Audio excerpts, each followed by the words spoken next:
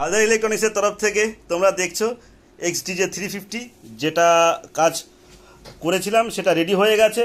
তোমাদেরকে সবাইকেই বলি যে সার্ভিসিংটা করে নেওয়াটা খুবই ভালো, কিন্তু এখন এটা প্রপার কাজ করছে, এখন কোনো অসুবিধা নেই।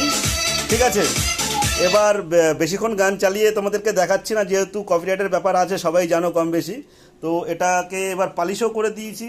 ঠিক আছে, এবার এটা প্রপারভাবে চলছে। প্যানেল বোর্ডে প্রবলেমটা হয়েছিল, শর্ট হয়ে গিয়ে প্যানেল বোর্ডের থেকে প্রবলেমটা হয়েছিল, যে উপরের পার্টে যে প্রবলেমটা, উপরে যে প্যানেল বোর্ডটা ছিল ওটাই প্রবলেম ছিল। কিন্তু ওটা সার্ভিসিং করার পরেও কিন্তু জিনিসটা রেডি হয়নি।